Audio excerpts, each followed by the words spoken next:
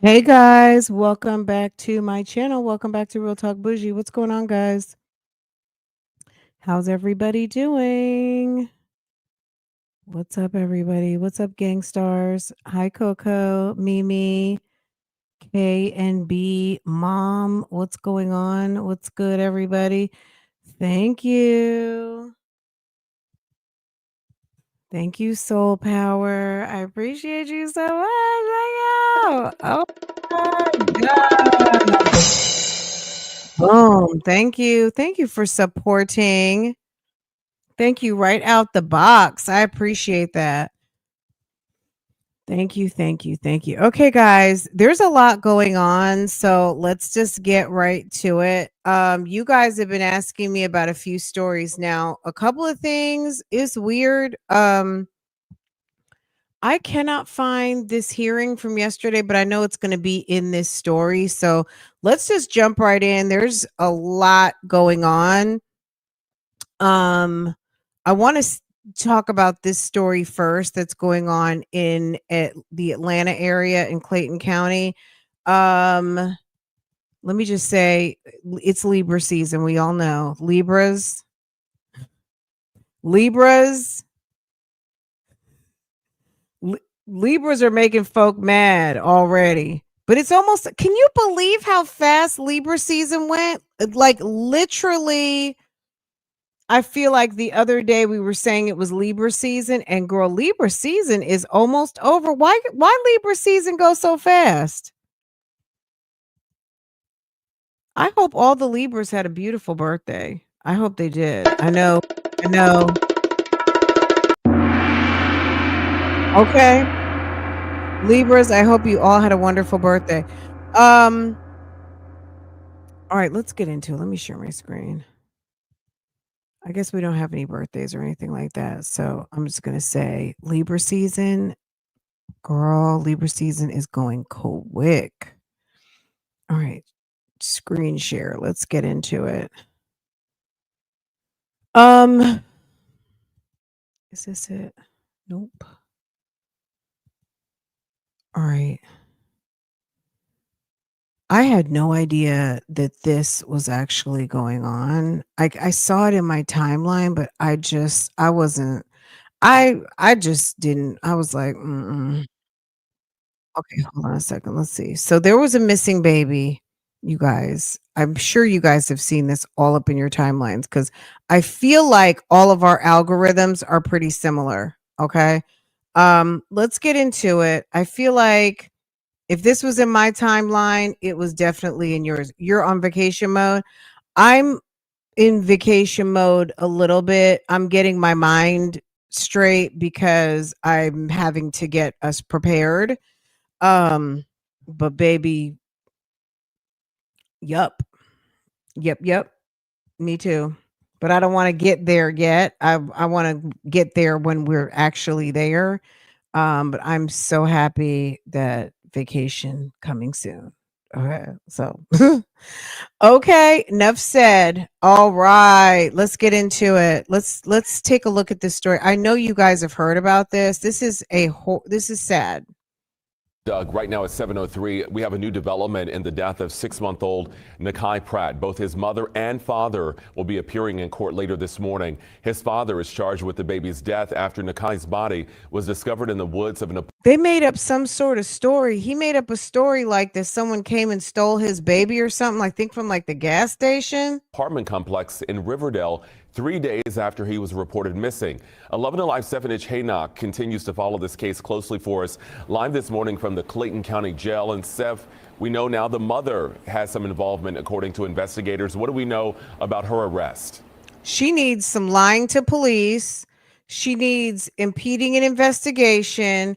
And she needs to get her ass whooped. I'm sorry. Like, it was just kind of like, why were you telling these people that the babies were missing and y'all knew exactly where the baby was?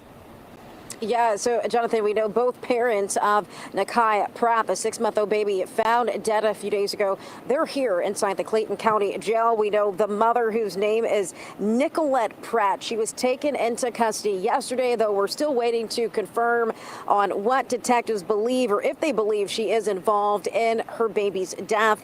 Now the father, Antonio Pierce, who initially claimed that the child was stolen from his car seat during an armed robbery by drug dealers on Sunday, he's facing even more charges now after police said his statement from the very beginning seemed suspicious. This morning, authorities adding a list of charges against Pierce, including malice murder, concealing a death, tampering with evidence, and cruelty to children. A judge denying him bond yesterday during his first court appearance. Well, now the mother of the baby, she will be in a court today.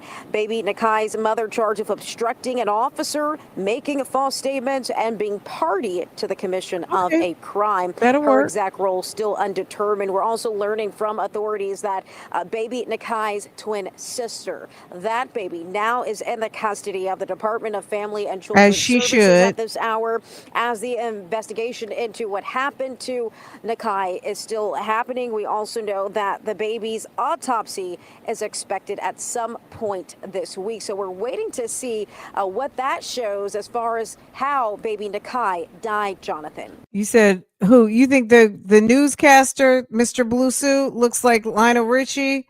What about the reporter? Yes, so many questions here about what happened. But Seth, let's take it back a couple days to Sunday. I know yesterday the official report came out talking about the initial call to the apartment complex in Riverdale where the baby was reported missing again on Sunday. What else are we learning from that report this morning? So some interesting details came out of that full report. So what we learned is that Pierce, the baby's father, he described his apartment at that apartment complex in Riverdale as a stash house. He also had told officers he had 3 pounds of marijuana and more than $6,000 in cash inside of the apartment. He also initially told responding officers that baby Nakai, and as well as his twin sister and also the mother of the twins, were with him when Nakai disappeared. A lot of new details coming out of this report, Jonathan, including a witness who says he saw Pierce in the woods the morning that the baby was reported missing. And so a lot of questions, a lot of answers, but also, Jonathan, a lot of details still being released. Yeah, and to, sort of figure out if those details are accurate, according to the mother and father, someone obviously not telling the truth here. Thank you so much. We appreciate it, Seth. Somebody not telling the truth here. Also breaking at 4, the father of a baby found dead in Clayton County has been charged with murder. I'm Tracy Hutchins. And I'm Carly Barnett. Antonio Pierce appeared before a judge this morning on unrelated charges, but now faces multiple other charges. Atlanta News First Yasmina Alston is live at the Clayton County Courthouse. Yasmina, what have you learned? Oh, I see. Well, Antonio Pierce is now charged with murder as well as several other charges, including tampering with evidence, concealing a death, and a child cruelty charge after his infant son was found dead yesterday. Now, Pierce was initially in court this morning for unrelated charges as well as for giving a false statement of a crime. Pierce's infant son, Nakai Pratt, was found dead in an apartment complex on Valley Hill Road on Tuesday after being reported missing by his father on Sunday. Pierce claimed he was robbed at gunpoint and that his son was taken, but police considered him a suspect, saying his story didn't add up. This morning, his bond was denied during a first appearance. So I had this. I don't know if they deleted it, but I watched this last night on Clayton County, and I know I saved it. And something told me I knew I should have screenshot it. I don't know. I was sleepy. I was really, really sleepy. Let me just see if I did. I need to check my other phone just in case it didn't cross over. I felt like I had screenshot it, but I guess I didn't. I don't know. I need to check my other phone. Even though I have everything synced, but I probably didn't because it would have synced by now. Anyway, I had this whole hearing with false statements, but he's remanded. He's not getting out, so no shocker there. and that you did provide contradictory statements in an investigation of a missing child, and when witness accounts verified your contradictory statements, you admitted to concealing and falsifying material facts. Breaking right now, tonight, an arrest is made in connection with the disappearance of Keda Scott. And right now, police... Okay, wait, we're not getting there yet. Hold on a second, guys. That's not the one. We're going to talk about Keda Also Scott. breaking at 4, the father of a baby found dead in Clayton County Keda has Scott, been charged the young with lady murder. in Philadelphia. And I'm Carly Barnett. Antonio Pierce appeared before a judge this morning on unrelated charges, but now faces multiple other charges. Atlanta News First Yasmina Alston is live at the Clayton County Courthouse. Yasmina, what have you learned? Did you guys notice YouTube did something? I wonder if that's why YouTube went down yesterday, because they did something. Do you guys notice that this is a little bit different? Like when you hit the roll down, instead of getting straight to the description box, it kind of has something ghosted. It's like a little, the setup's a little different. I don't know if you guys noticed that. Like the thumbs up. It's just different. I'm noticing some changes from yesterday.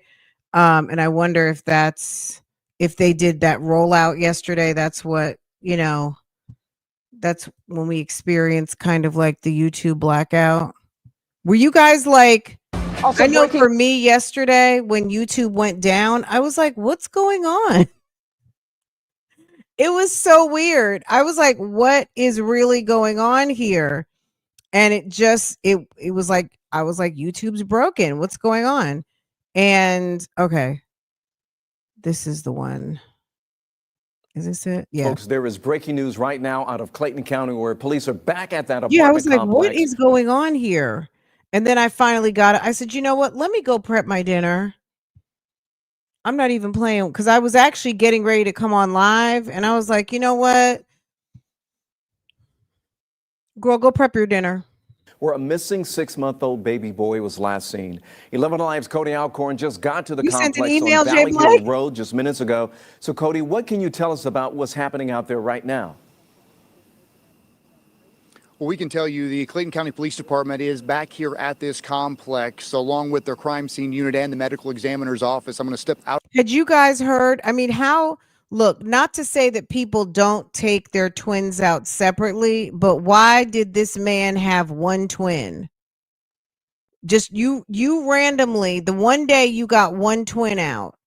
Now you say you got robbed at a convenience store and someone stole a baby. Who does that? Nobody steals kids, right? I mean, people do steal kids, but it's very rare. And why would they pick you? And then a 6-month-old is a lot to have to take care of. So what would be the interest in someone taking a 6-month-old? You know what I mean? That's just not common. Of the way right now, and you can see the crime scene unit is here at the front of this complex, and they're concentrating on a cut through here in a wooded area. You can see the CSI team right now getting out some of their equipment here. And again, this is the last place known that Nakai Pratt was seen. Of course, if you have not been following this story, on Sunday morning, Clayton County Police got a call from this complex reporting that he apparently had been abducted during an armed robbery. His dad told neighbors that some drug dealers possibly kidnapped this child. What we have learned since Sunday is that Clayton County Police had a lot of questions about Antonio Pierce's story. He is the child's father. We're told they did not believe him from the very beginning. It's not often that some random drug dealers will kidnap a baby during an armed robbery. So that is why they never actually put out an Amber Alert for this baby. And what they have been doing since is questioning Pierce and others around this neighborhood. They have been doing search warrants throughout Clayton County and several different properties trying to find this baby. And then we're told in the last hour and a half, they started to come together out here in this cut through. They put up crime scene tape, and now they are concentrating here in this wooded area. And what you're seeing is they're putting up more petitions, basically to hide what we can see from this vantage point. So obviously they have found something in these woods tied to the disappearance of Nakai Pratt here. I can tell you there are dozens of neighbors out here watching. They have been hoping for a great outcome here, but right now things are not looking good. We talked to Clayton County Police today. They told us This is likely turning into a recovery effort due to the timing of how long he's been missing and evidence they have gathered through this investigation. Now, as we reported last night, we do know that Kai is a twin. Clayton County Police told us that the twin is with the mother, and it's still unclear why the mother had one child and the father had NAKIA here. So a lot of unanswered questions, but I can tell you as well that Because Antonio Pierce, NAKIA Pratt's father, because they're with the shits, they're fugazi. That's why. That's father why. is locked up right now. He was arrested early Monday morning around 3 a.m. on unrelated charges. He has not been directly charged in the disappearance of his 6-month-old child, but he is locked up, and it's likely he has been questioned by Clayton County Police throughout the last 48 hours, trying to get details on what really happened to his baby. So right now, still a lot of unanswered questions. We reached out to Clayton County Police. They are not confirming at this hour that they have found any remains. They have not confirmed they have found Pratt at this point. But again, this putting the dots together, this is not looking like a great outcome. As you can see, the crime scene unit right now kind of standing outside of this wooded area, likely waiting for maybe a search warrant to actually get inside and start their investigation, Ron. Okay, Cody, you know, I can see the Clayton County Police Department there. Any other agencies there, GBI or any other mutual aid agencies helping them in this particular crime scene? From my vantage point, Girl, they said if you want to stand out here, that's fine. But if y'all gonna be nosy, we got something for you. We getting ready to put the little blocker up. We got the nosy blocker, and that's it right there. Thank you so much. Thank you. Thank you for making it official. Okay. Chase's Connections. Welcome to the membership. I cannot see any other agencies. Clayton County is a pretty big Thank agency. you for They do handle a supporting lot this of their channel. own investigations, even when it comes to deaths within the department. This is a crime scene unit that's outside here. We have been told the medical examiner's office is on the other side of this cut through. We cannot get down there. It's kind of separated with these wooded, this wooded area that you're looking at. So we do know Clayton County Police, they likely have their investigators out here who have been working the disappearance of NAKIA, and then the medical examiner's office as well will be here to work in tandem with them. So again, at this point, while there is no confirmation, Ron, there has been no other missing persons report. Well, she got the sheet right there in her hand. I mean, clearly. I'm not, you know what I'm saying? As well will be here to work in tandem with them. So again, at this point, while there is no confirmation, Ron, there has been no other missing persons report. There's been no other crime reported in this neighborhood in the last 24 hours that we know of that would lead them to this complex. And something else interesting, Ron, I've been here about 15 minutes. I was talking to the neighbors, and they said this is one area they had not been searching prior to today. They had been talking and searching the back of the complex where this family lives, and that's where they've really been concentrating the search efforts on. We know they had drones up, they've had cadaver dogs out here, they've had bloodhounds. I know, I'm premium too. And they said they really had not been concentrating on this area until today. So obviously either they came across some evidence, someone was talking, or they got a hit out here. Something was found in these woods here, and we just saw them take a tarp out into this area as well. They are covering up this cut through, Ron, so as the time goes on, it is looking more and more like they have discovered something tied to this case here in the woods of this complex. Okay, Cody, thanks a lot. And knowing that the medical examiner is out there, that really says a lot. And I know you're going to be. And then the woman to be involved too. I'm sorry. She's a special kind of trash can. Staying on top of the story for us tonight, sir. We really appreciate that. So for the very latest for you, we're going to have that tonight on 11 Alive News at 11. We're going to see you then. And we're going to have it on 11 Alive Plus, just to let you know it is free to download onto. Hopefully, I don't know if they were in court yet. What does that do? You see how they added like a bunch of different things? Oh, okay. You can hide or show. The next video's up now. If you notice, the thumbs up and thumbs down comments are like they moved stuff. Did you guys notice this? Also breaking at 4, the father of a baby found dead. Okay, hold on a second, guys. I guess we'll just be hearing more about this. They're supposed to be in court today if Clayton County comes up. I'm not really sure if it's going to come up or not because it seems like I don't know. Everything was up yesterday and I know that I watched that video last night. I put it in my why won't this move? See, it's still acting weird. Okay. Anyway, all right, let's pivot real quick, guys. It looks like they have brought the homicide investigators out for Keda.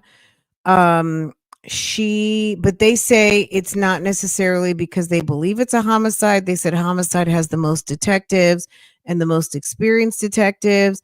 So they're not saying that they believe that she's deceased, but they arrested someone and let's hear a little bit more about it. But they're quite concerned and they say time is of the essence. They have charged we'll get into the story with kidnapping, so let's hear about it. But she's been missing for a minute. The young lady in Philadelphia who's she's a contender for like Miss USA, and she went to work at the nursing home where she works, and I guess she had clocked in on her shift and somehow she like just disappeared and they've been looking for her. And it's been quite concerning because it's not her typical behavior to disappear, and she's like disappeared in thin air. Tonight, an arrest is made in connection with the disappearance of Keda Scott, and right now police say they have found a car they believe belonged to the suspect. And Sky Fox over that scene right now on the 4000 block of Gypsy Lane. I think what they also said is this guy, I think his name is KEON, that he has a history of this type of behavior. And it's possible, I think, in his past, he had kidnapped a girlfriend before. That's some information that they're getting, or some information that they released, that this guy has a history of this type of behavior, so they're concerned. In Manayunk, police say Keda Scott was last seen back on October 4th.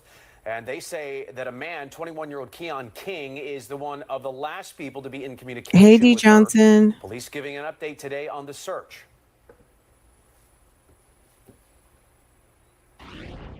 The number one priority is locating Miss Scott. I just want to make that very clear. And so while we are at this stage of this now, that's our priority. King has been charged with kidnapping, and police say that he was previously arrested for allegedly kidnapping another female earlier this year.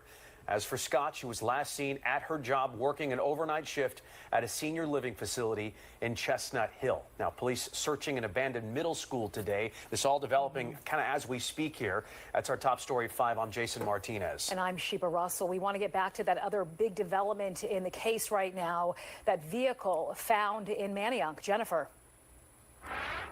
Well, Sheba and Jason, there's a lot of information that has developed over the course of this day. Most recently, we came here to Gypsy Lane condominium. It's on Gypsy Lane, just off of Lincoln Drive. And if Elaine can go over to this direction, we actually heard an update from a lieutenant with the homicide unit. And it involves the vehicle they announced this morning that they were looking for. They found it because of a tip that came in from the community. We'll show you pictures and video of it in just a second. But first, I want to show you a picture of KEON King again. He's the 21-year-old accused now in 2 kidnappings, including Keda Scott.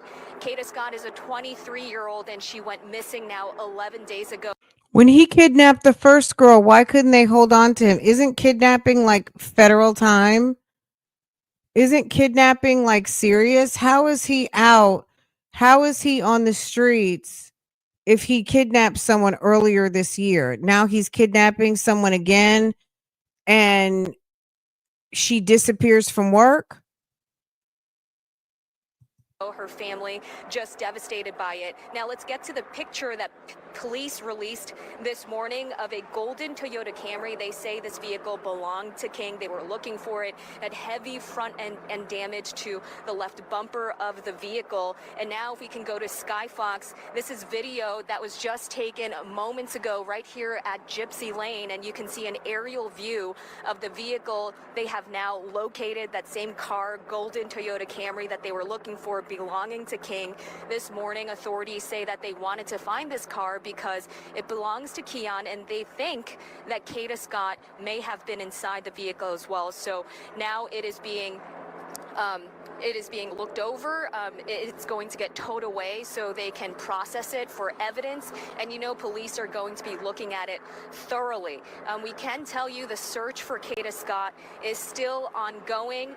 Earlier this afternoon, another community tip that came in late this morning brought police to Ada Lewis Middle School. Now, this is a school that has been closed for over a decade. We saw a large amount of police officers, multiple units from the department, including canine search teams. This is a very large property, 3-story former school. They were searching the exterior grounds as well. And police say they did find significant evidence, physical evidence that ties Scott to that location. So they believe Scott was at the abandoned school at some point over the past 11 days. Now, going back to Scott, I mean, her family, we've been talking with her for several days now. They are worried, sick. They're desperate to find answers about where she is. They describe her as being intelligent, creative. She was into beauty, fashion. She even actually opened her own beauty salon a very young age because she's only 23. The last time she was seen was at her place of work. That was Saturday night, October 4th,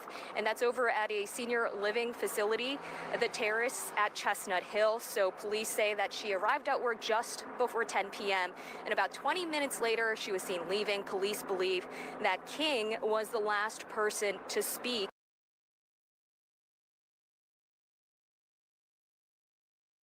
This is so sad. That guy looks like such a damn dusty.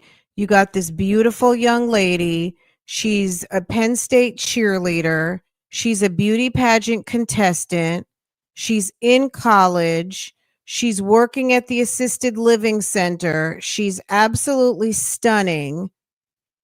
And she's dealing with a dusty, somebody who kidnaps girls.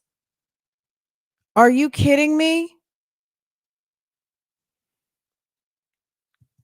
With Scott. So now he is in custody, and I told you that he's facing charges in 2 kidnapping cases because it turns out this year he was actually arrested for kidnapping another woman. That's what he was accused of.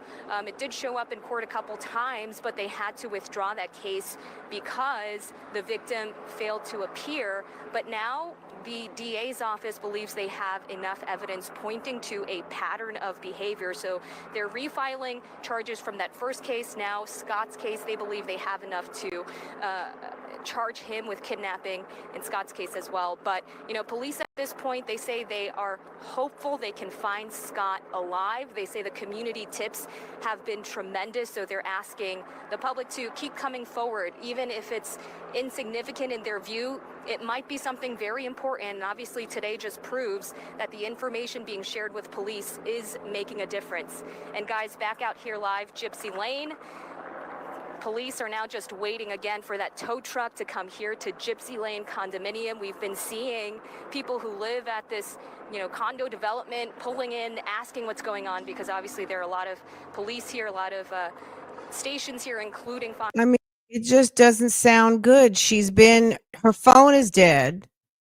Now they got him in custody. What did you do with her? Where is she? Is she tied up somewhere? It's getting cold. It's cold overnight. We don't know what she had on. She could have just had on scrubs or something. She's working at the assisted living nursing home. Is she eating? Does she have water? Where is she? If he left her somewhere, if she would walk 10 miles in any direction, typically you can get somewhere. You can get to a road. You know what I mean? No matter where you are, I would say, unless you're really deep in the middle of nowhere, you can pretty much walk just a couple of miles and you're at a road. You know what I mean?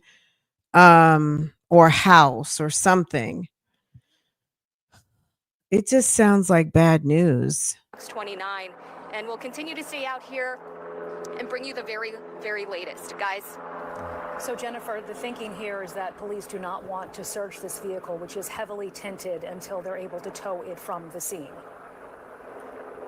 Exactly. We did ask. They said they can't look inside because, as you mentioned, it is really darkly tinted windows. So they're actually going to tow it. What if she's in the and then vehicle? they're going to process it off-site. All right, much more to come here on this breaking case here. Nice reporting there, Jennifer Lee. Thank you very much. How do you feel knowing she was sneaking this child into? Or the boyfriend of a missing Mableton woman. Breaking news right now, a night of swift and significant developments in the ongoing search for a missing 23-year-old woman. Chopper 6 now live over the scene in East Falls, where investigators found the car they believe is in some way connected to Kada Scott's disappearance.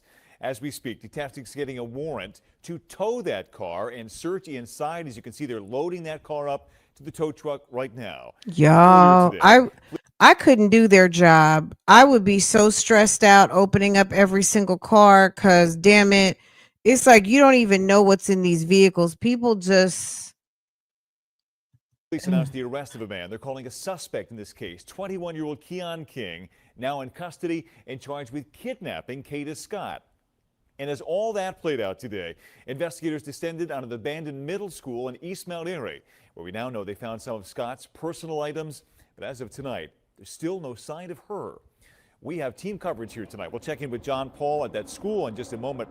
We're going to begin, though, with Action News reporter Becca Hendrickson. They found live personal in East Falls. items. Becca, like what's what? the scene there right now? We saw them towing away that car as we speak.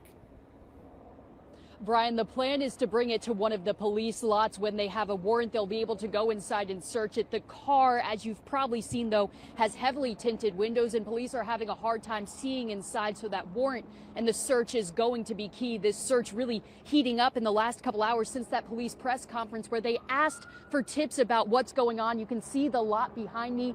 These are the Gypsy Lane condos in East Falls. Sources tell me that family members do live in this condo complex, family members of King. You can see now right here live on Action News, the police tow bringing this vehicle expected to be connected to KEON King out of the condos. Police say they believe at some point Kada Scott was in that car. Hours after asking for tips, police found the car tied to the kidnapping of Kada Scott in East Falls. Police say the 1999 metallic gold Toyota Camry belonged to 21-year-old KEON King. Hey, Messi. Hey, with kidnapping Scott. 3:10 today, received a radio call that the vehicle that we were looking for is parked in the rear of the apartment parking lot. Officers rushed to the scene coming from a massive search at the abandoned Ada Middle School in East Mount Airy, across from Auberry Arboretum, where they searched last week. They gave us a general area as to where to search. This area right here, the evidence that we had last week, this would still be in that area. Police say a tip led them to physical evidence there. You see officers pick up a phone case. Sources say they found a debit card with Scott's name on it there, too. Scott was last seen October 4th going to an overnight shift at her job in Chestnut Hill. Police say she did report being harassed before she went missing. Investigators would not say if the person harassing her were King or comment on the length or nature of their relationship.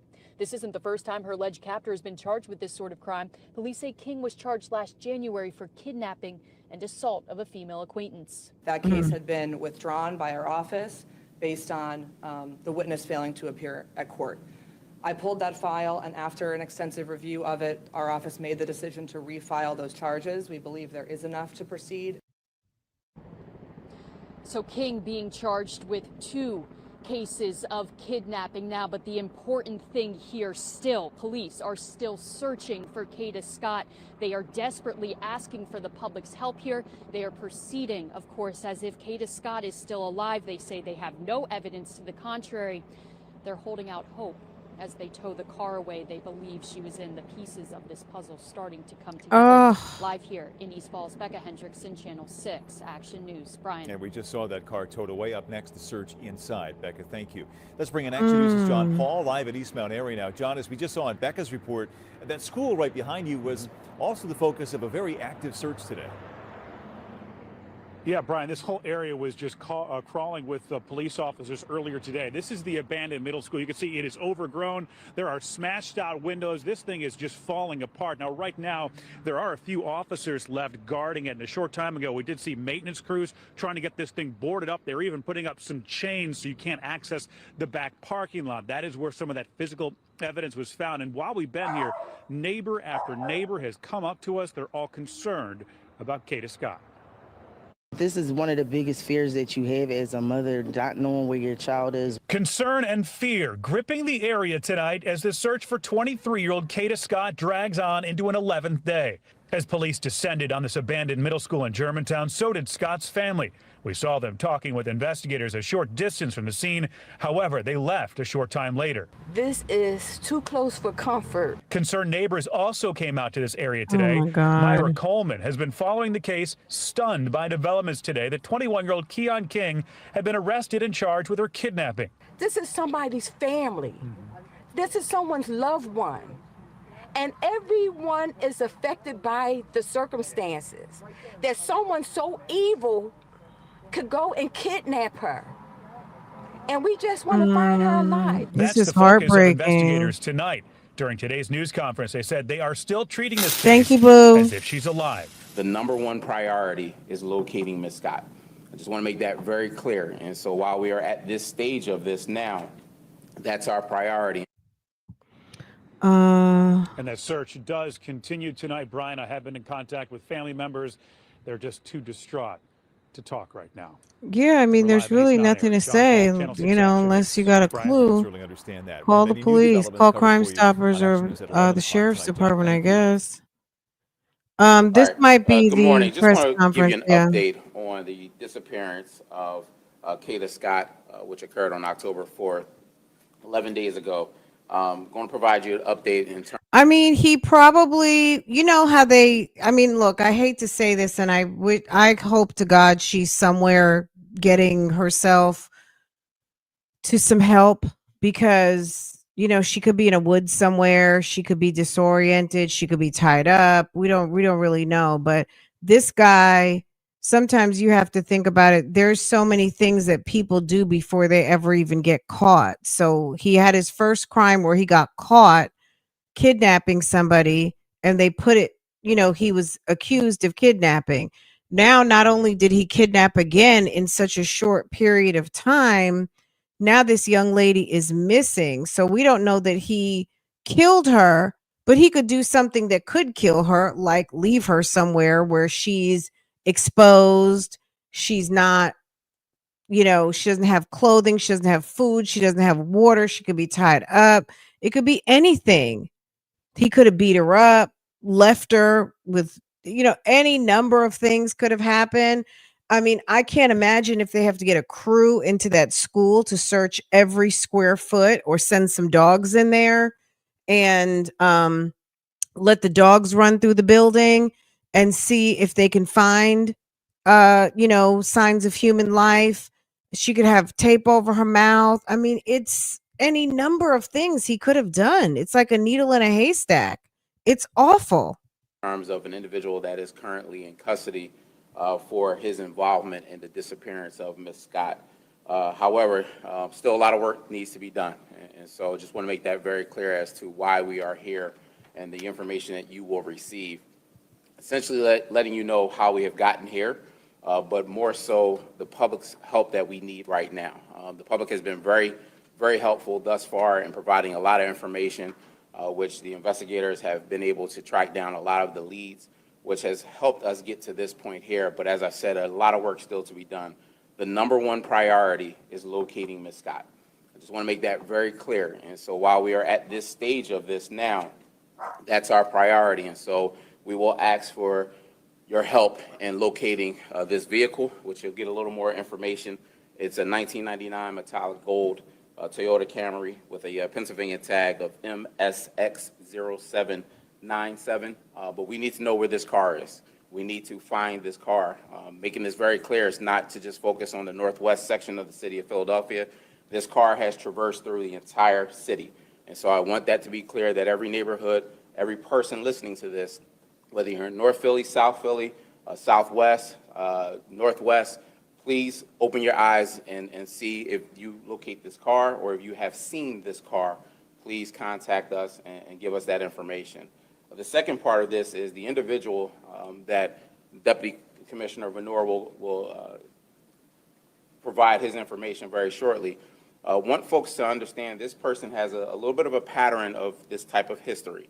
And so we want to encourage anyone that may have been involved with this individual, anyone that may know this individual, please, at this point in time, make that phone call. Feel comfortable enough to call us and let us know if you have any information regarding this person, regarding any interaction you've had with this individual. If you have been a victim of any crime regarding this individual, I want you to understand now is the time to make that phone call and let us know. Give us that information so that we can continue on. Again, just want to make it very clear that a lot of work has been done, starting off with Northwest Detective Division, and then this case shifting over to homicide, making it very clear that the case was shifted to homicide because we have the most experienced investigators in our homicide unit. They have the most experience dealing with all types of investigations. They also have the most resources available to them. And so we have the hopes that we are still treating this as if Ms. Scott is still alive. And that's why we want the public's help in trying to locate every single piece of this. But I just wanted to make that clear because I know there's been some reports once it shifted over to homicide, folks not understanding the why. And so that's the reason behind that. At this point in time, again, appreciate the help that we've gotten. I want to turn everything over to Deputy Venor to go into more details about the individual that has been taken into custody and some other pertinent facts of the investigation. All right, good morning. Just to reiterate what the Commissioner Stanford said, we've been investigating this since Saturday, October 4th in the evening, the last time Keda Scott was seen at her place of work up in Mount Airy area. Our evidence that we followed, and we did involve a lot of investigators on this, led us to several places, that digital evidence, and as everybody knows, we searched a very large area up in the Aubrey Arboretum, and we came up really with negative results. After that time, we asked the Homicide Division, the FBI Violent Crime Task Force to enter into the investigation to assist. All right, and we continued our search trying to track Ms. Scott's whereabouts along with anybody she may have encountered during that time. Our evidence is pretty clear that she was in communication with an individual. That individual appears to meet her very shortly after she leaves her place of work. And very shortly after that, she disappears off of the footprint. We have a lot of digital evidence, video and other, which provides us with this individual by the name of KEON, K-E-O-N, King, K-I-N-G. We believe this individual, and through our evidence, we were able to charge this individual. The district attorney was able to charge the individual. You'll hear from them shortly with kidnapping at this point. It's very important to know we're not done our investigation. We need to find Ms. Scott, figure out where she is, or what may have happened to her to cause her to completely disappear from all her items, her phone, her Instagram, social media sites, and everywhere else, work. She left her car at that location. So it's very important that this individual, who does have prior history of being arrested, especially for this very same thing, this year was charged with kidnapping another female acquaintance. That case was dismissed from court, and I'll explain it. It's going to be refiled now as we're going to move forward to attempt. So he's being really charged with 2 cases today of kidnapping. And in that case, it involves assaults that occurred during the kidnapping. So this is a pattern of behavior. That vehicle that you've seen, the Toyota Camry, was his vehicle. All right? That vehicle's not recovered. all right? Some of the stuff he did as we attempted to find him was he got rid of things like the car, the phone. We're not able to find things that he was using. He had an address in Southwest Philadelphia. He had other addresses that it looks like he's not using anymore. So he attempted to elude us for some time. He did come in last night. He's here being processed, but there's a lot of questions we still have. So we're asking the public's help. We need it more than ever. This car, you'll see a better picture of it. We sent it to you digitally. It's a gold color Camry, 1999. It has heavy front end damage on the left front bumper. All right, that's being described that way several times. We know it's been in the Mount Airy area. We have photos of it in Center City. We have pictures of it in Grace Ferry area and in Southwest Philadelphia. So it's possible that it could be anywhere. It could be outside the city. So if somebody sees this, thinks they know where this car is, it's very possible it doesn't have this tag on it anymore. So if you see a car like it, we're urging you to call police, have it investigated. Any information on this, you can call our tip line, 215-686-TIPS, 8477, or the Homicide Division directly and give that information. All right, I'm going to turn things over to ADA Teslowski, who could speak a little more about the charges and potentially other charges that he's facing. Thank you. My name is Ashley Teslowski. I am an assistant district attorney in the homicide unit. I became involved in this investigation last week when the investigation was turned over to the homicide unit. So I became the assigned ADA when detectives Rob Daly and Joe Kremen took over the case. The first thing I want to say is that PPD and our federal partners and Detective Daly and Detective Kremen have done an amazing job to get us where we are. Today I'm joined by Tracy Washington from our Victim Services Unit and also Bob Listenby, the first assistant of our office. What I can confirm is that our office, as of the early morning hours into the early morning hours this morning, did charge this individual with charges, the lead charge being kidnapping. You know, as we've said multiple times at this point, we do not know where Ms. Scott is. So at this point, our lead charge is kidnapping. What we're able to confirm and what I was able to charge based on is what we know, which has already been said, which is that this person, Mr. King, is the last person we believe to be in contact with her and that he was in contact with her when she went offline, meaning her phone, everything. So at this point, the investigation has led us here and we're able to charge him with kidnapping, recklessly endangering another person, use of a communication facility, meaning his phone. We were able to track his phone and communications on his phone. He's being processed as we speak. When I picked up this investigation, one of the things that our office also learned was that he did have a previous case. It was a 2025 case for very similar conduct, strangulation and kidnapping. That case had been withdrawn by our office based on the witness failing to appear at court. I pulled that file, and after an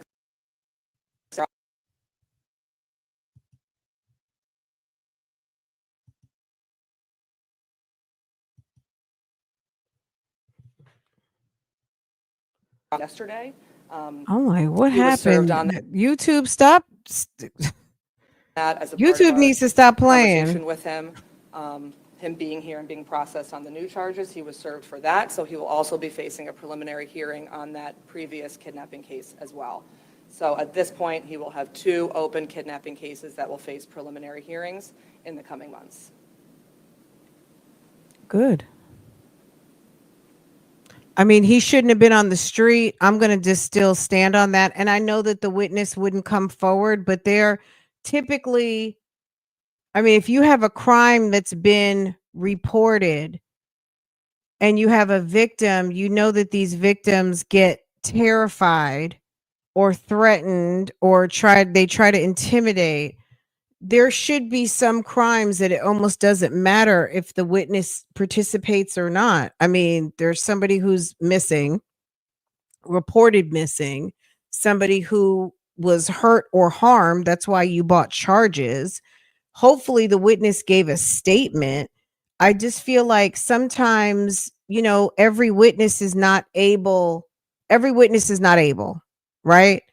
And based on what you can collect, as long as you can collect, if you can convict someone for murder on some damn circumstantial evidence, You should be able to convict someone who someone is still alive and were able to give a statement and you collected evidence and this person was known to be missing, known to have been attacked or assaulted with or without a statement. I mean, like additional statement or interaction.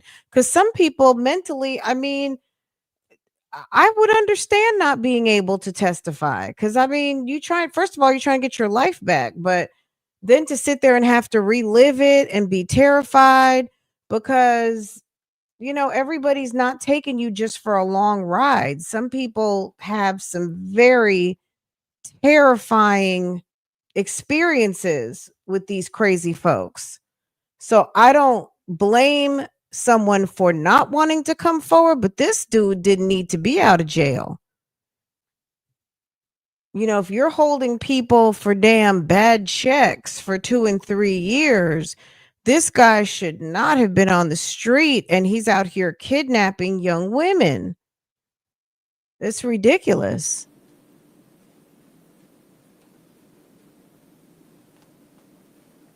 I don't know if there's any questions. How many times does a defendant, does the case appear before a judge that it's then withdrawn? I mean, how many times does this matter come before a judge and the decision then gets made, it's withdrawn? It depends. In this specific case, what I could tell you is that after the first listing, when the victim failed to appear, the case was marked what I'll call must be tried, which is a little bit of a court lingo, but basically saying if it's not tried by the next listing, it'll either be dismissed or withdrawn. It was marked that way after the first listing when she didn't appear in court. And then at the second listing, when again, we didn't have the witness or the victim in court, it was at that point withdrawn, given the previous marking. Do you have his date of birth? I do not, but I'm sure we can get that. Yeah, okay. The video that I've seen of the vehicle in the area of the freedom, so we believe that's the vehicle that. This vehicle has been traveling all over the city. So we do believe this video was involved in what we're talking about, and we have it all over the city in concert with how he's moving as well. Yep, we have the date of birth for you. It is 5/6/2004. So 5/6/2004. Do you guys know how the two knew each other, how long it had been, and is this the specific individual that Keda had expressed concern about, specifically harassment? I'm not willing to comment on that at this time. That's still very much being investigated in terms of their relationship and how long they knew each other. So the significance of the car right now, the urgency, if you will, can you address why you believe people need to find this car? Sure, I can certainly comment on that, or if you want to. I mean, at this point, we believe he is connected to this vehicle. We also believe she may have been in that vehicle. As far as the other case, the kidnapping case, Yes. can you just explain some of the circumstances surrounding that case, as brief as you would be? Sure. That case is an individual that was known to him, a domestic in nature. And what I can say is the allegations in that case are that he kidnapped a woman in front of her house, threw her in her car, assaulted her, and then eventually let her out of the car. There is some video evidence, I believe, that'll be played at the preliminary hearing, but that was domestic in nature. And do you have a time or about when that happened? It was this year in 2025. The case was withdrawn in May, so it predates that by a little bit. What was the last location as far as? I don't know if we have exactly the last location, but what I can say is through our investigation, it was tracked all over the city, in multiple areas of the city in multiple different time periods throughout, the entire length of this investigation. When police were at an address in Southwest Philadelphia last Thursday night, was that one of those addresses? It was one of the addresses connected to this investigation. Do you believe anyone else might be helping Kane or possibly driving that vehicle for him? In terms of other people being involved, I don't have comment on that at this time. It's still very much being investigated. There have been several phone numbers involved that we've been tracking, but all roads at this point lead to him, and so that's what we're hoping leads us to HART. After she arrives at work at 10 o'clock, how big is the time window that she actually remains at work? Yeah. She's not there long at all. She gets there maybe just before 10, and right after, she's out maybe 20 minutes. That's what I'm told. Are they communicating at this point? We believe they are, yeah. There's got to be video, because if she was working at a assisted living or retirement type home, they have cameras everywhere because some of those places have memory care units, or you have senior people. So just for protection, security, there's cameras everywhere. So they have to have some sort of footage that shows her getting in a car or somebody showing up, coming to get her, yanking her out the building, or, convincing her to come out for, a chat, and throws her in the car. They've got to have more. Yeah, all of those facilities, elopement, they went to elope. Is that what you're saying?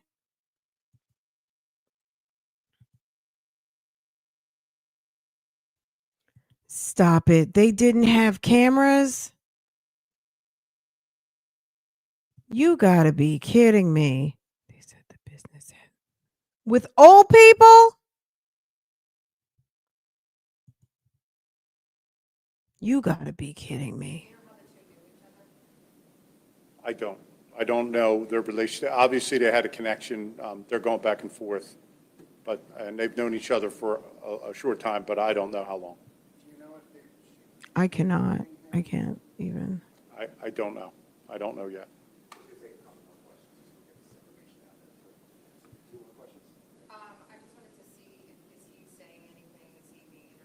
I'm not going to comment on that at this point.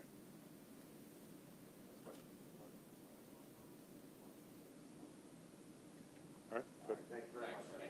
Good. They can't say too much because they know that the super sleuths are on the job, that we're on the internet looking and seeing what's going on.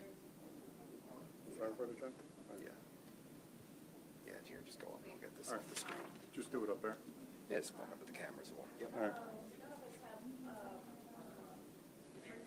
Oh, you're all from all box? Okay, never mind. They're all connected, right on the. Okay.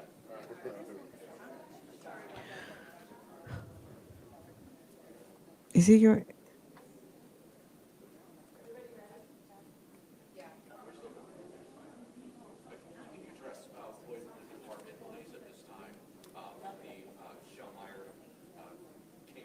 Sure. So, as you know, just before 4 a.m., the 15th District was called to 4700 block of Shellmeyer. When they arrived there, they found a 27-year-old individual sitting on a porch. He was actually locked in the porch. He was making statements about something that occurred inside. The officers had a breach entry to that porch. When they went inside, they found a 56-year-old that was extremely injured, brought him immediately to the hospital, and I think around 4:13 he was pronounced. At this point, the 27-year-old is here at the homicide division. We don't know the cause and manner of death at this point, and we don't know what occurred. There's some kind of. Okay, so this isn't about Keda. There's another situation that I guess since they had the, I don't know if this is the chief or a captain. I guess since they had his ear, they were inquiring about a different case. Okay, let's pivot. Just, I'm wishing the best for Keda Scott, and hopefully everything will turn out well for her. And, I just hope everything turns out well for her. Guys, this story, this is going to mess you up right here. This one, y'all drop your lunches in the chat, please. Just drop. What did y'all eat for lunch? It's 1 o'clock. I know y'all ate. We didn't talk about it yet. I haven't ate anything. Let me think. I had I had some eggs. I had scrambled eggs. I didn't even drink my coffee today. I took one sip out of it.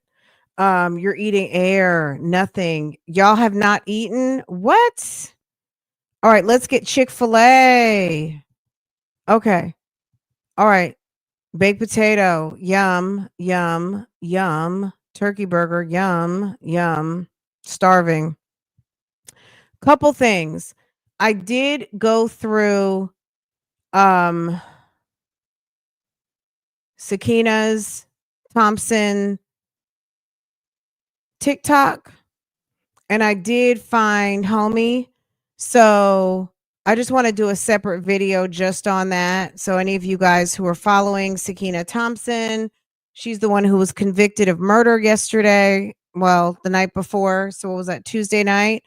I did go through her TikTok. So if you want to take a, walk through her TikTok with me, we can do that a little bit later. We won't do it for, I'm talking about 30, 45 minutes at the most. And that might even be long, but some of you guys wanted to see what this guy looked like. And girl, he's around in this TikTok, but he's very much like, she really protects him. And what I mean by that is she just doesn't show his face very much, but he's around. He's definitely around. She doesn't show his face a lot, and then she shows his face, I guess, whenever it's convenient. But anyway, let's get into this, guys. This is a mess. And I do have the indictment, and I do have a warrant. Let's get into it, and then we'll go from here. Locks tampered with and disturbing photos of victims. Girl. Assaults caught on camera, doors, locks tampered with, and disturbing photos of victims, all revealed in brand new documents obtained by 11 Alive just hours ago. So the suspect is known as the West Georgia Monster, and tonight those search warrants lay out something even more sinister. If you've heard of the West Georgia Monster, guys, I think they caught him. And guess where he is, girl? Residing right in the Atlanta area, girl. The West Georgia Monster, baby, a fool. Okay. More terrifying, investigators say that he may have used his company vehicles as traps to lure his victims. We first told you about Bobby Lee Hart Jr. days after his Bobby Lee Hart Jr. Okay. The West Georgia Monster, allegedly. Okay. Jay Blake. Girl, this dude is scary. I have the indictment, 21-page indictment. Okay, 21-page indictment. I haven't even redacted it yet. It would probably take me an hour to redact it. Okay. So I'm just not going to pull it up on the screen. I'll read it to you. But baby, this guy has been a fool out here. Okay. His arrest in August, and investigators say his DNA linked him to multiple sexual assaults dating back 3 decades. 11 Live Alcorn is live in Douglasville tonight. Cody, you've been digging through these just released documents, uncovering some new details in this investigation. That's right, Jennifer and Ron. The big takeaway, at least one of the big takeaways from these documents, is the fact that they confirm the scope of this investigation expands outside of Douglas County into Cobb County and, quote, many more areas. Bobby Hart Jr. is charged with 4 counts of rape tied to sexual assaults across Douglas County, dating back to the 90s. In search warrants executed the day of his arrest, investigators wrote a majority of the sexual assaults happened inside vehicles. It's alleged more than 20 vehicles are registered to Hart, who owns Heart to Heart Logistics. Investigators say the victims reported they were unable to escape during the alleged sexual assaults. Writing in the warrants, it could have been due to child locks or other methods to manipulate the vehicle's locks. Investigators say victims recalled women's clothing inside the vehicles. During his interview, investigators say Hart admitted to recording all his sexual encounters. Inside the vehicles, towels, washcloths, clothing, seat covers, hair, pictures of women, and even a Post-it note with a bra size were collected. Investigators also seized a number of electronics, including dash cams and several iPhones. In each search warrant, it was mentioned, this being a multi-jurisdictional case with multiple victims. A very interesting thing I learned from these warrants I do want to bring up is that they were executed at 2 separate homes here in Douglasville. We learned one of those homes he shared with his longtime girlfriend of 10 years. The other home, investigators say, is where Hart's wife lives. Did y'all hear that? Did y'all hear that? He had 2 houses. One for his girlfriend and one for his wife. Did you hear that? Heart to Heart, his Heart to Heart trucking company. Let me see if this is the list that I have. Hold on. Case number 89. Does that say 819? Multicolored towel. My God. Oh, that's in a different car. That's in the Super Duty King Ranch. This is the search warrant for the GMC. No wonder. Okay.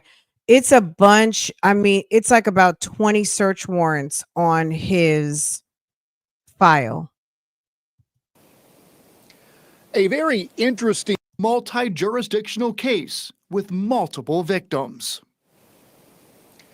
A very interesting thing I learned from these warrants that I do want to bring up is that they were executed at 2 separate homes here in Douglasville. We learned one of those homes he shared with his longtime girlfriend of 10 years. The other home, investigators say, is where Hart's wife lives. Yeah, a lot of new information coming out of these documents tonight, Cody. We also know from previous reporting that based on his charges, there are 4 alleged victims, but these warrants really make it appear that there could be more potential victims here. Is that correct? Jennifer, that's right. They do allude to that. In fact, the district attorney said during a recent news conference that Hart's DNA hit on multiple open cases across West Georgia. Now, take a look at this video. This was also shown at that news conference. We know he went by a number of aliases. What? That's him over the years?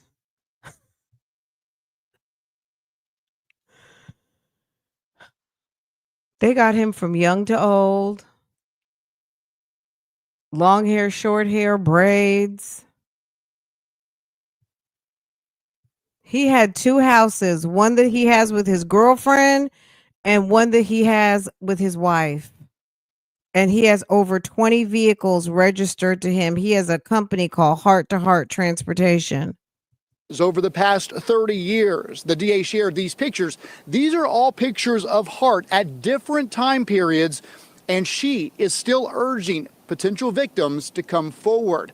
Now, it is also worth mentioning that she told us during that news conference, the district attorney is who I'm referring to, that she does plan to bring more cases forward, but will probably do that in front of a grand jury. So we do expect more charges coming down in the way of indictments. Jennifer, live in Douglasville, Cody Alcorn, 11 Alive News. All right, Cody, thank you so much for staying on top of this investigation. Y'all, hold on, let me put this picture up. Okay. All right, let me see. It's like 20 search warrants. Most of them have the same information, but then some don't. So, let me just tell you what the indictment, count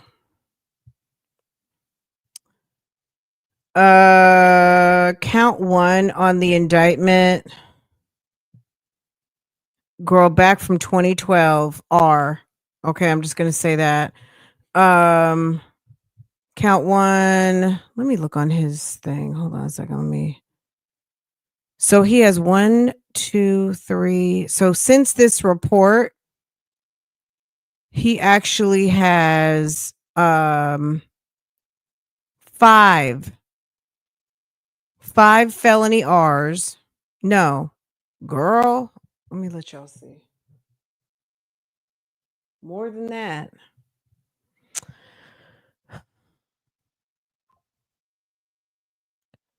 One, 2, 3, 4, 5, 6, 7 felony R's. Kidnapping. Assault.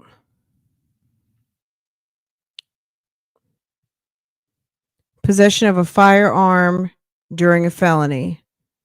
False imprisonment. So he has possession of a firearm, knife, a weapon during a felony. 1, 2, 3, 4. How many? It's 4 of those. Aggravated S. Possession of a firearm by a convicted felon. That's already a slam dunk. He'll be convicted of that. That's no problem. Then possession of a firearm by a convicted felon. So he's got 3 of those. A mess. Okay. Um, let's go back over here. Let me read you guys this narrative. This is crazy. Is this the same one that starts out?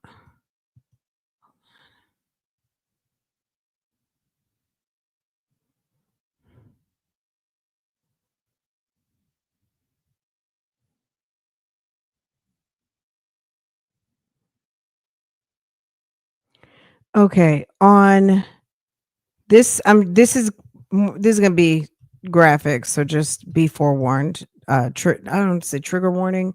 November 14th, 2024, Deputy Kiker was working a security detail at Wellstar Hospital located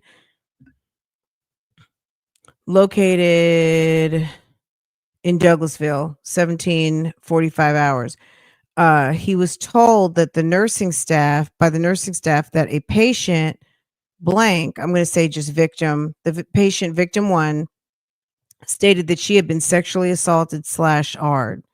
Deputy Kiker approached the victim, who had walked outside, and asked her if she wanted to make a report. The victim said no, but that she then said yes. He asked if she wanted to step into a private area out of the public to talk. He escorted her to the family room located in the emergency department. Once inside the family room, I just wanted to make sure I wasn't showing this. Okay.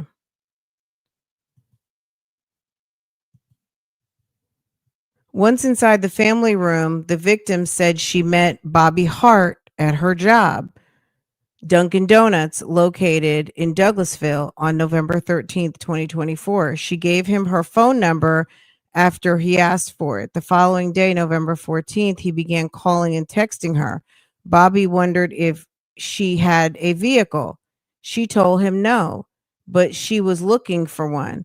Bobby told her that he had some for sale and sent her pictures of 4 or 5 vehicles he had for sale. Bobby said he would be by her home in Douglasville and pick her up later that day. She did receive photographs and information about the vehicles from him. Hold on a second. Let me just make this a little bigger. At 3 p.m., Bobby arrived at the victim's house, picked her up while driving a semi-truck without a trailer.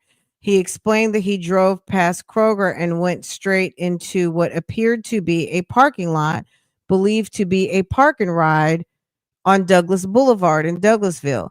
They sat at the park and ride for a few minutes. The victim asked if they were waiting for someone, to which Bobby said yes. Bobby spoke to someone over a phone about vehicles. Bobby then drove away from the park and ride, took a right, followed another right, and stopped again at a church, believed to be the Elizabeth Baptist Church. Bobby parked in the back of the parking lot. At this time, the victim started feeling uneasy, but thought that because she had shared her location with friends, she would be okay. They began talking while waiting for the person who would be coming to bring the vehicle. Bobby then asked if she wanted to go back and pointed towards the rear of the cab. At first, she said no, but he pointed out that she was uncomfortable with all the items he had on the floorboard. The victim thought to herself she did feel uneasy because there were car parts on the floorboard. Again, she felt everything was okay because she had shared her location with others. She went to the back where Bobby followed her. He began to tell her that she would not pay him for a vehicle, which she thought was strange. Bobby then began to take off his clothes. She told him she didn't want to have sex with him and for him to put his clothes back on. He did not listen and began grabbing at her clothes as he continued to tell him that she did not want to have sex with him. Bobby was able to get her pants off and she yelled at him to stop. And he went down on me guess he thought it was going to turn me on, as she told him to stop. Bobby came back up, went inside me. She was afraid to stop him for fear that he would hurt her. However, she did finally push him out before he could finish. He stopped saying, "You're not going to let me finish?" With which she replied, "No, I never wanted this to begin with." She was taken home, where she went to her room and laid down. She spoke to her mother. She told her to go to the hospital. Bobby tried calling her a few times and texting, but she blocked him and deleted all their messages. After blocking him, her mother told her to unblock him in case law enforcement needs to see his number. Investigations were contacted and the affiant responded. On November 14th, Investigator Wright went to Douglas Wellstar, assisted the affiant with the report of the attack. Sergeant Potts, the affiant, and Investigator Wright met with the victim in the family room. The victim works at blank. The day before, November 13th, she met with the black male who identified himself as Champ. The victim believed Champ was a businessman because he told her he had apartments to rent. This is another person. Wait. Hold on a second.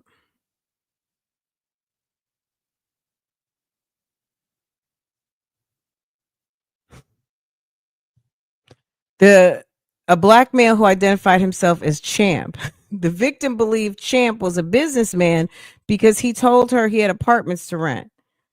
The victim gave Champ her number, and later that evening, he asked to talk to her. The victim didn't respond until 11/14/24.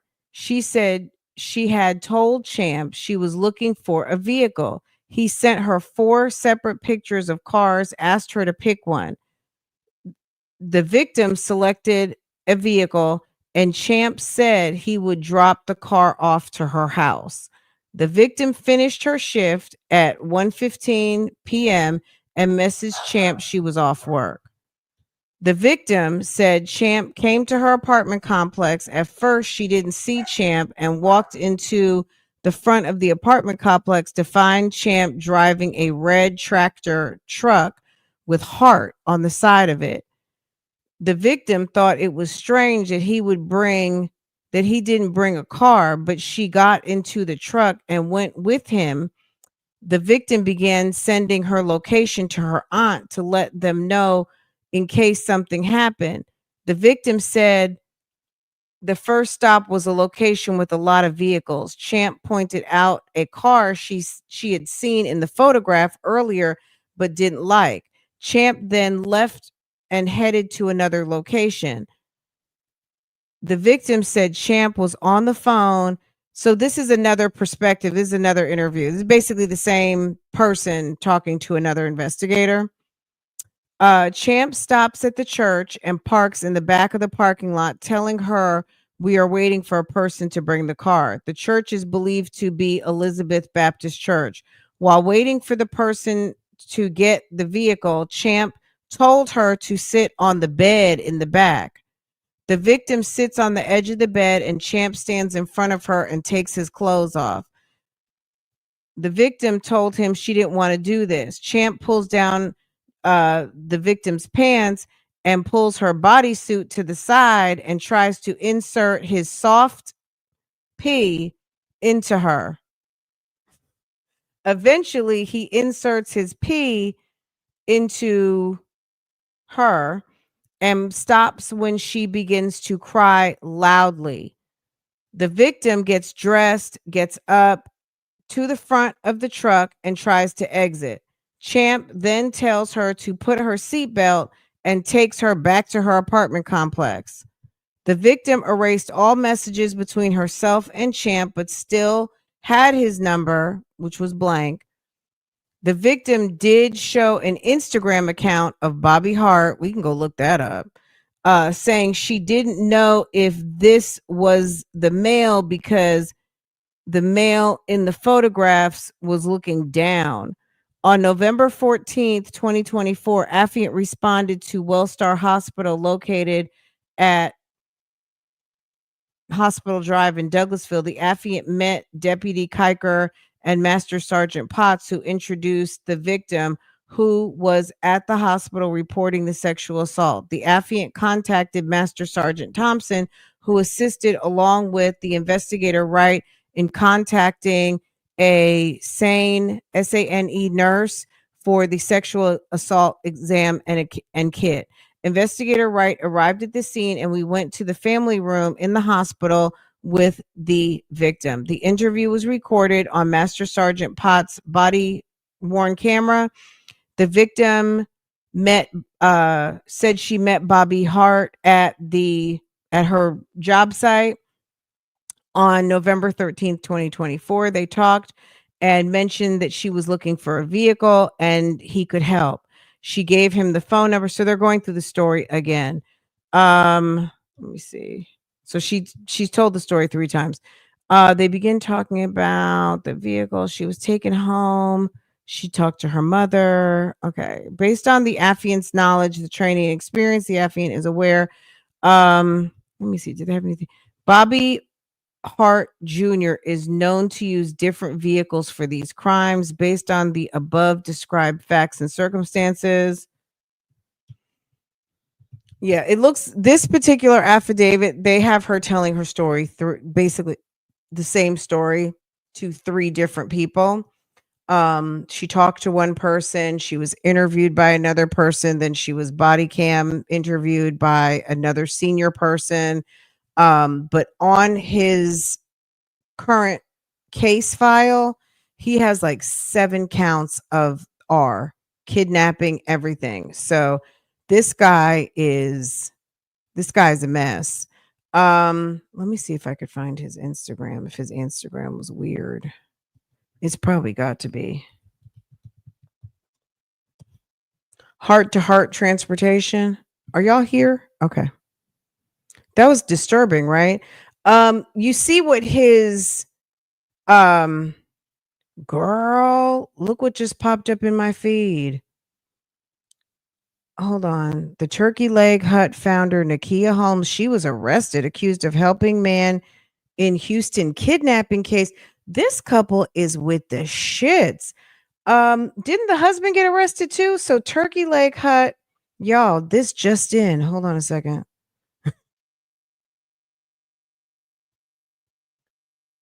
Girl, hold on a second.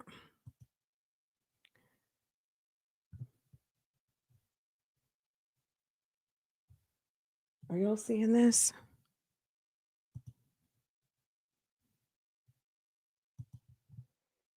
Ma'am from the church, her and her husband had the successful business, the Turkey Leg Hut.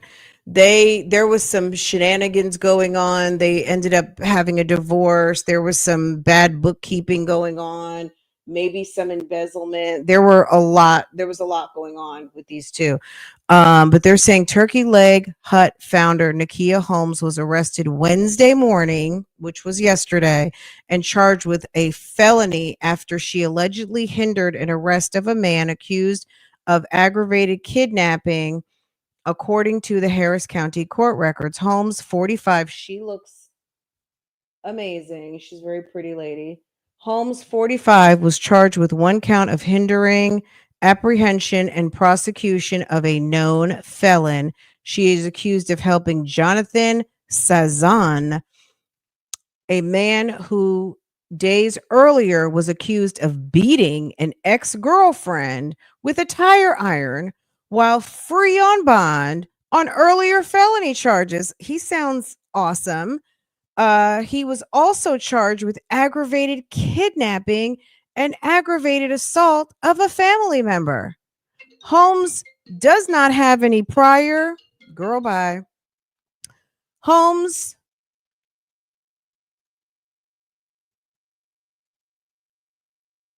hold on. She's accused of helping. Okay. Holmes does not have any prior criminal history in Harris County. She is due in court on Friday. Holmes and Cizanne were both still in jail on Thursday morning. She don't have a husband anymore to come bail her out. A magistrate ordered Holmes held on $10,000 bail.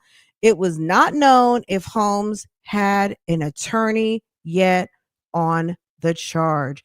See, this is what happens when you hang out with Dusties. Not to say her husband was any better because they had problems, but at the end of the day, sis, what were you doing with a clown? Now you're in jail. 45. And do you have the 10,000? Girl, ma'am, what were you doing? My good, did you guys know about this? 45 and hanging out with a Dusty. 45 hanging out with a Dusty, and guess what?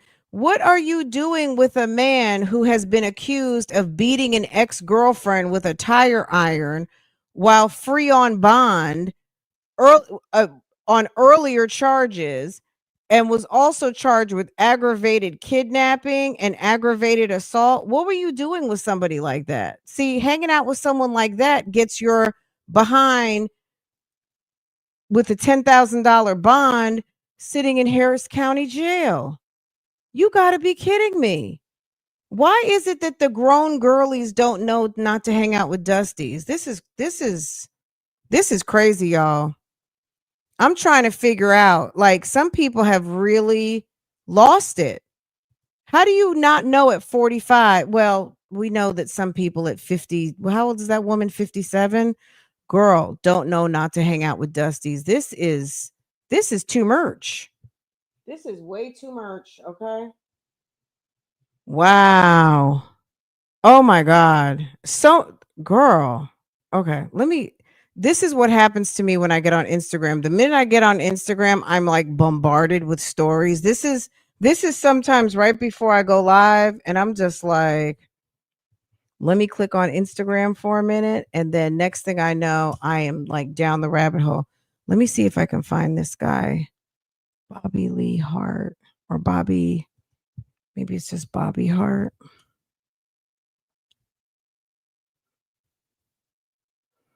I wonder if he had anything on his social media. This guy might be a serial R word. Let me do some checking. You want me to check and see if I can find the documents on Miss Ma'am in Harris County? Harris County. How embarrassing. Should I go to the jail? Do you want me to go to the sheriff's first to pull up her mugshot? Or what do you want me to do? Mugshot or court papers? Which one? Harris County Sheriff. Inmate search. Boom. Okay, let's see if we can find Miss Ma'am. Girl.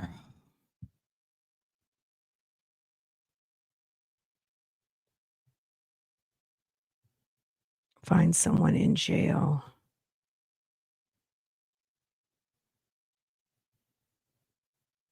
Boy, oh boy.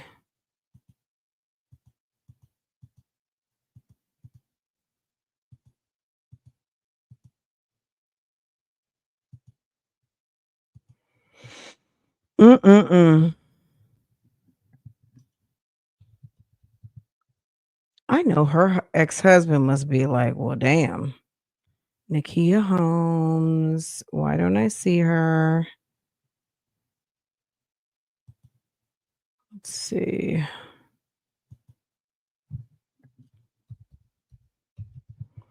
Holmes. Let's see.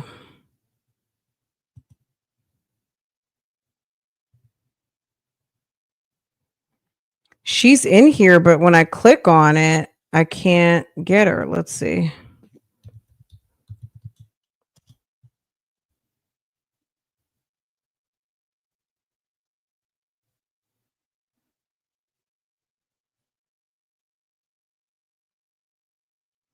All right, let me show you guys. This has got to be her right here. And then when I click on it,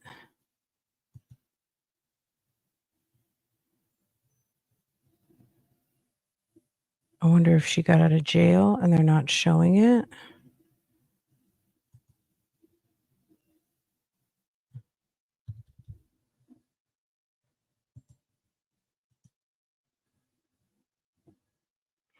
All right, we'll just capture that.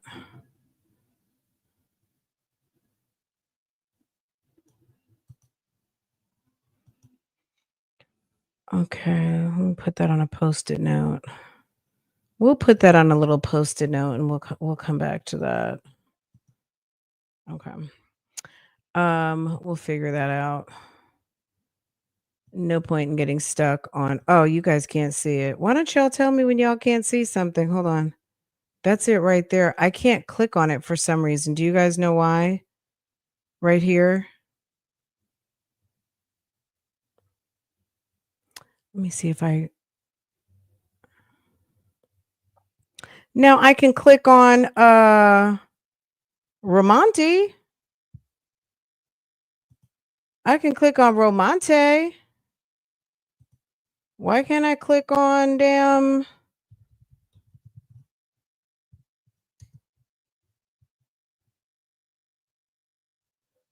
Let's try it one more time. Maybe she's out. Maybe she bonded out. Who knows? We'll figure it out.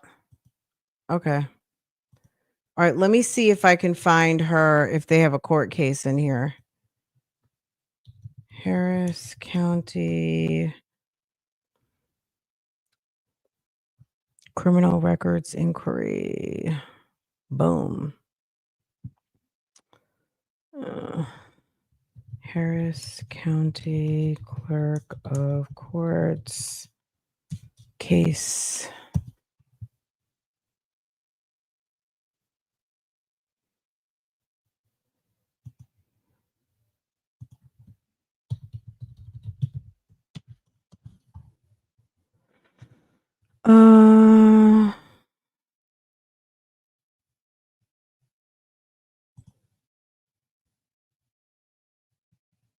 Okay. Oh, okay.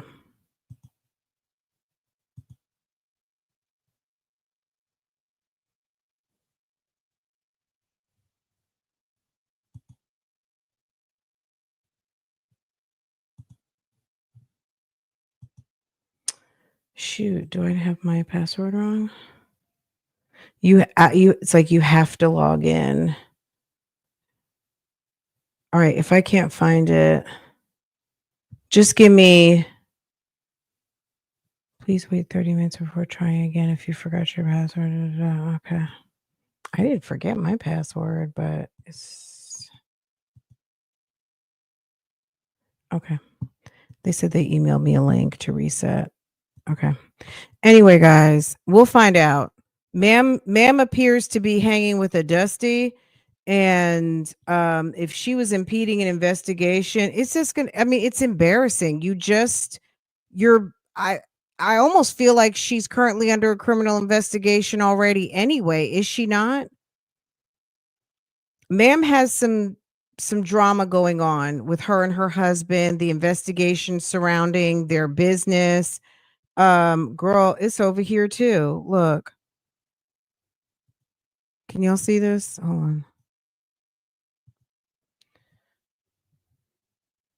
That's the ex-husband right there. Turkey Leg Hut co-owner NAKIA Holmes arrested for allegedly harboring wanted felon in a kidnapping case. Girl, that's embarrassing. Turkey Leg Hut co-owner NAKIA Holmes arrested for allegedly harboring wanted felon in a kidnapping case. That he must have been doing something good to you or for you.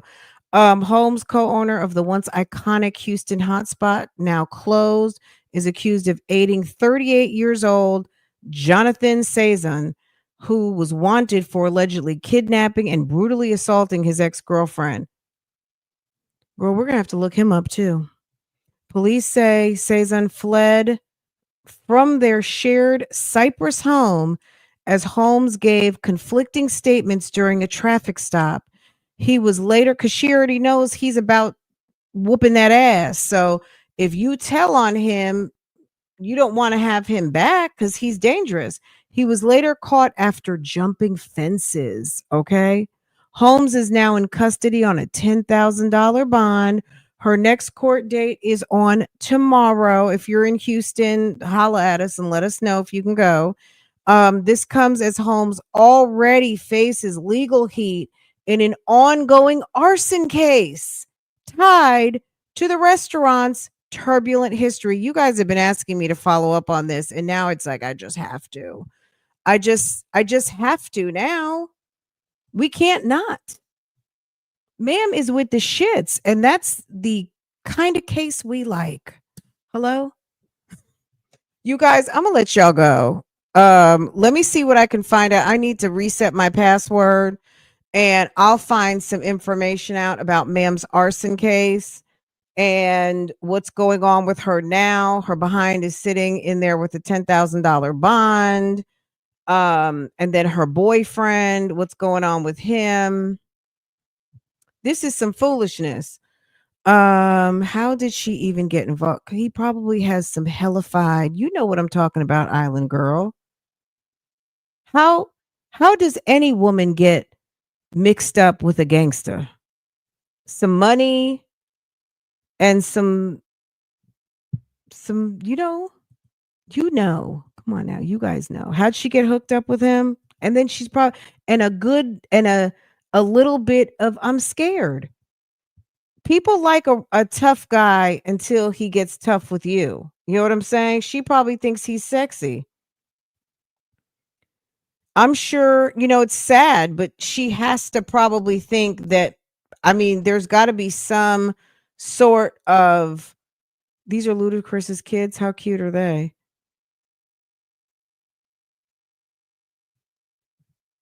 Girl, I get so distracted.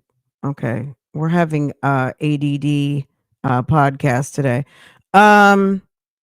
This is a mess. Let's see if she comes up when we hit her. We hit her link.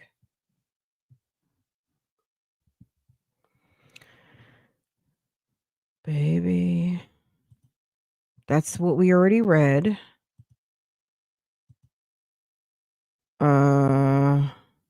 Everybody's talking about it. Helping man, she started the turkey leg over nearly a decade ago, oversaw the rise of the premises to rise to prominence as one of the city's most popular restaurants, was charged Wednesday with hindering the apprehension of after allegedly trying to stop the arrest of a man who was accused of assaulting and kidnapping. On October 8th, according to the court documents, Jonathan Cizon of Cyprus allegedly kidnapped his ex-girlfriend and assaulted her with a tire iron. The son of Cizon's ex-girlfriend told police that the suspect held her against her will for 6 hours and allegedly assaulted her and the entire time. Cizon was charged with aggravated kidnapping, first-degree felony, aggravated assault of a family member, and second-degree felony. A lawyer for Holmes wasn't listed on the documents. Holmes was identified in the documents as owner of the Turkey Leg Hut. Though the restaurant has been closed for a calendar year, Holmes reported $700 in assets in the documents. Sis broke. Baby. She reported $700 in assets. She's indigent. Wow. Mm-mm-mm.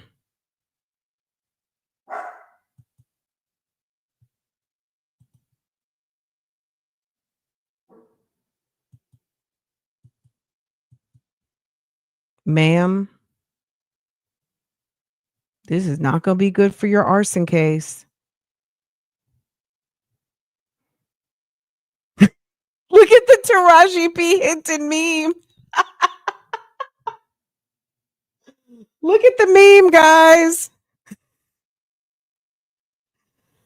Oh.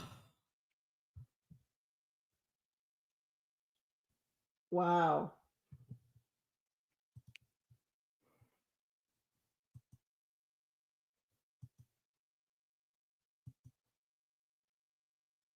Essence magazine. Girl. I'm still like $700 in assets. So you're living over at the man's house. There's nothing you could do. How did she end up with this guy? Because she has $700 in assets. She's getting divorced. I think they're either in the process of divorcing or are divorced, but she's still tied to that man because of the business and the fire. And they are basically looking at them as potentially maybe that it was an arson for insurance money because the couple is in financial situation. That's the tea on the street. Mm-mm-mm. Filed for Chapter 11. It just gets sadderer and sadderer. Turkey Leg Hut owner NAKIA Holmes files for Chapter 11 bankruptcy court. Girl, it's going downhill. Turkey Leg Hut owner NAKIA Holmes filed for Chapter 11 bankruptcy in the Southern District of Texas on Tuesday on the heels of the tumultuous past few months for the business, riddled with controversy and a fire that left extensive damage.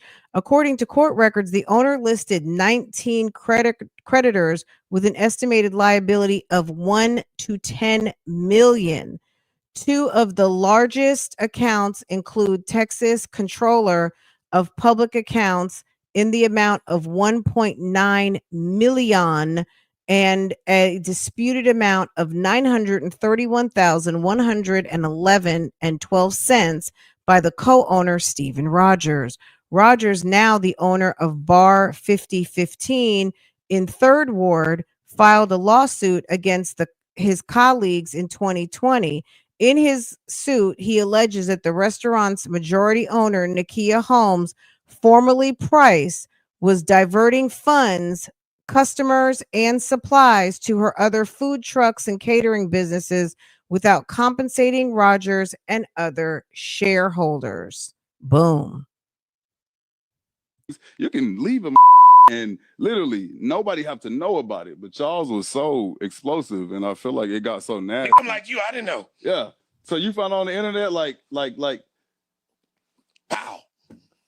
So you said there was nothing before that. There were happened. signs. Right. You know, I take full accountability. I know I'm a yeah. No, but it's not what the internet was saying. Let me say all that. All the hitting and a lot of stuff that it's not protecting her. Yeah. I'm just gonna say this. But it wasn't. All the babies and all that. I'm looking for the baby I had. We had a baby. Where? Yeah. I don't run for no children. I love them. Yeah. So if I had one, I ain't got enough money to hide it. Right. You feel what I'm saying? So all that, he got a child, he cheated. Where? Let me know where. Yeah. You know? But I take full accountability for being a respectfully. Right. Because I'm one that is a yeah. Like, I feel like marriages can go. Yeah. Let's go get to it. So, the bitch don't know nothing. Right. Bitch don't know nothing. Bitch don't know a thing. People came to see me. They didn't come to see her. Yeah. What? You can leave them. Nobody have to know about it. Yeah. I took you from under a bridge and I said what I said. Oops. Wow. He is definitely, that's the ex-husband just trash talking. Okay. Is this Miss Ma'am right here? Ma'am. And you're over here hanging out with a fugitive? I'll use that for my thumbnail. Okay. Well. Oh, he got arrested too. Girl, Instagram will tell you everything. Instagram and Facebook. NAKIA Holmes, co-founder of the Turkey Leg Hut, finally breaks her silence on how her marriage ruined her business. Tell it, sis. How did it? Maybe mixing marriage with business. Maybe it's better. You know, everybody can't work with their wife or their husband. And maybe that might have been the undoing. People don't always need to be together 24/7. It's good to have your own outside interests and own outside business.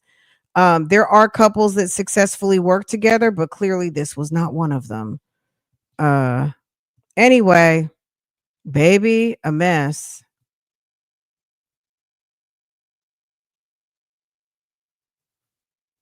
Mm-mm-mm.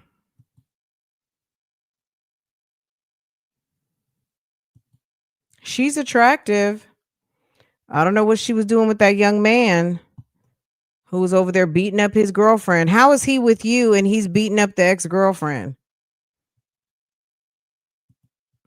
A mess. Okay, you guys, I'm gonna let y'all go. This we got sidetracked on this story right here. I'm gonna I need to reset my password and I'll look for those court documents. I can call y'all back. I'll call y'all back. Do y'all want me to call y'all back on this? Maybe we can do the rest of NAKIA and then Shakina TikTok. And then we should be caught up for the rest of the day, don't y'all think? Is that wouldn't that be good? Sir was talking all kinds of mess. You said yes, ma'am. Yes, ma'am. Okay. You guys are so awesome. Can you guys please hit the thumbs up for me? Oh, I didn't see all this was going on. You guys, I'm so sorry. JMM, you know, I was reading those documents. JMM, thank you for gifting a friend. Girl, who's calling? Hello, can I help you? Hold on a second, guys. Let me see if it's school.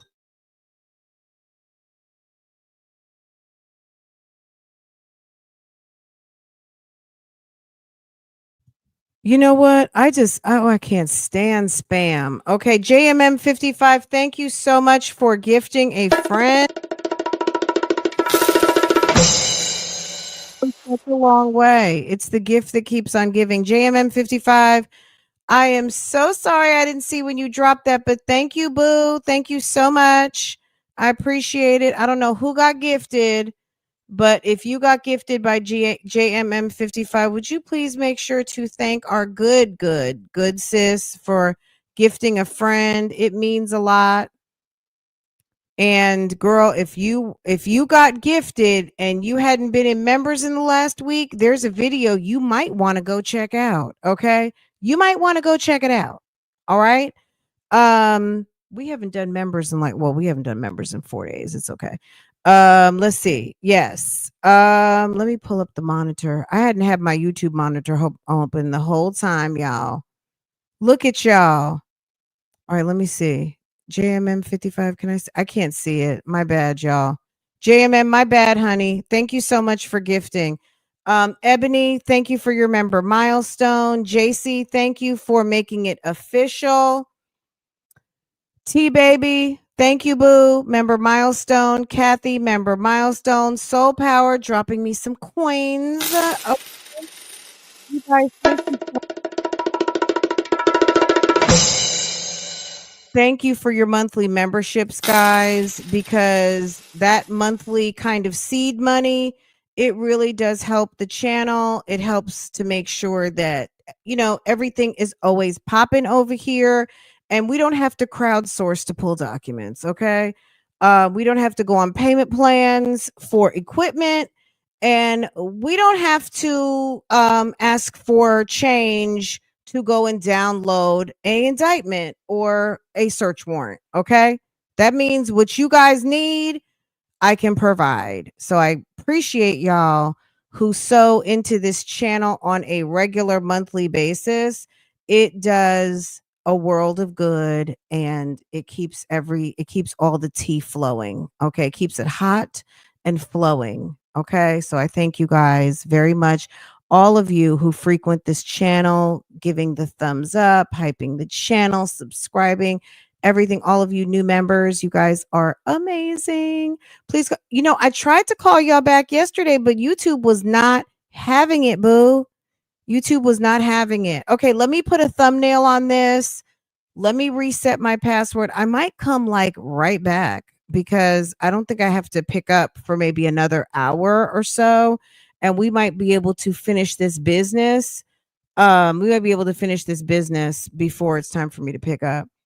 Oh, let me say to one of my yesterday to my sis, Mac is mommy, you mentioned something about, I think it was you. So if it wasn't you, forgive me if I'm getting whoever mentioned that they wanted to do a little research, stuff like that. Just send me an email. Send me an email. If you like researching and or you do research, I was just saying yesterday, when you guys are sending me stories, if you guys have spent any time researching, and that's even just from like a video and or maybe you looked at a news article, you looked at, you found something posted, just send it to me. It doesn't have to be like you have to it's just, if you send me a video and you have something else that goes with it, send it all. Okay. Just send it all. Cause that helps me. Cause 9 times out of 10, I'm looking at the same stuff you guys are. And that saves me a little bit of time with my research. Cause I was just saying how I do a lot of research. And so yeah, send me an email to ask@RealTalk Bougie and then we'll connect. Okay. And it's really whatever you want to do because it's not really a job. I'm not like in a position yet to hire a research team, but if there is some research that you do and you want to share it with me as you guys share stories with me and share content with me you want me to pursue, just send me the links and send me as much information as you have because that's helpful. Okay. All right, you guys. I love you guys. You guys are awesome. I will see you guys in a little bit. Let me reset my Houston clerk of court's password and see what I can find on Miss Ma'am and her boo thing. I've already got all the research done on Miss Shakina Thompson and her TikTok page. So we'll go look at that. And then I feel like we'll be good. I mean, there's still a lot of stuff to talk about, but we'll be good for today. Okay. All right, you guys. I love you. I'll see you a little bit later. Okay. Take care, y'all.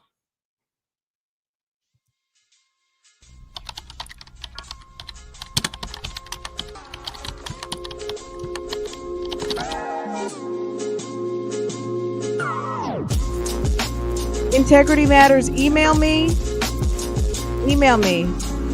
If anybody who wants to do research, just email me at ask@realtalkbougie.com. Okay? I'll see you guys later.